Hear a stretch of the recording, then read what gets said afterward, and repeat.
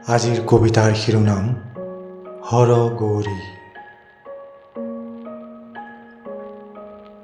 প্ৰেমৰ ৰং এটা হৈ গছে বিৰিষে ফাগুন ফুলিছে, কৈলাশৰ চৌপাশে আনন্দৰ জোৱাৰ উঠিছে।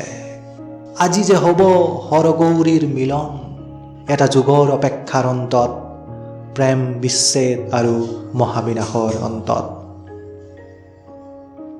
দক্ষই বুজিলেহেঁতেন যদি সতীৰ পবিত্ৰ প্ৰেমৰ পৰিভাষা, আদিশক্তিৰ তপস্যা, বুজিলেহেঁতেন যদি ৰূপ লাৱণ্য অচৰ্য বিভূতি, জীৱনৰ বাবে খন্তেকীয়া সুখ মাথো, বুজিলেহেঁতেন যদি অহংকাৰে কাকো মহান নকৰে, কৰা নাই, অহংকাৰে মাথো বিনাশ কৰিব পাৰে।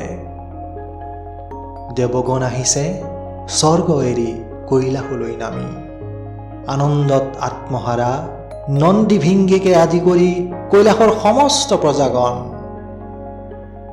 ভিন্ন ৰঙী পুষ্পৰে সুসজ্জিত পৰ্বতৰ শিখৰ।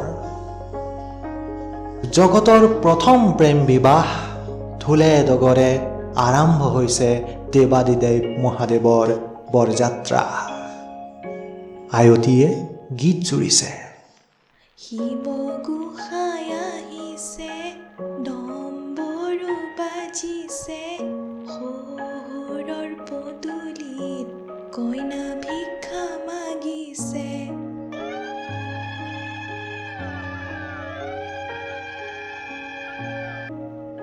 সাক্ষী হৈছে সময়, সাক্ষী হৈছে ব্ৰহ্মাণ্ডৰ সৃষ্টি।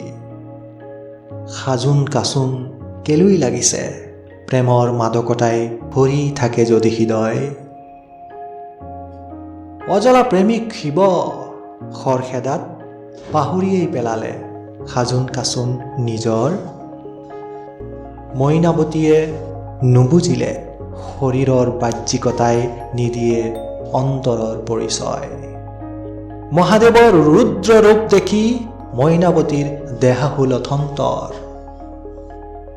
স্বামী মাৰ সন্তোষৰ নিমিত্তে এই ৰূপ খন্তেকৰ বাবে কৰক পৰিত্যাগ। পাৰ্বতীৰ কাতৰ অনুৰোধ কেনেকৈ নামানে প্ৰেমিক শিৱই, ৰূপৰ মোহত কিয় ত্ৰিভুৱন বলীয়া বুজিলে শিৱই। ভগৱান বিষ্ণুৱে নিজ হাতে সজালে শিৱক দিব্য ৰূপত, তাকে দেখি মইনামতী হ'ল প্ৰসন্ন, আদৰি আনিলে জোঁৱাই ৰূপী প্ৰভু ঈশ্বৰক।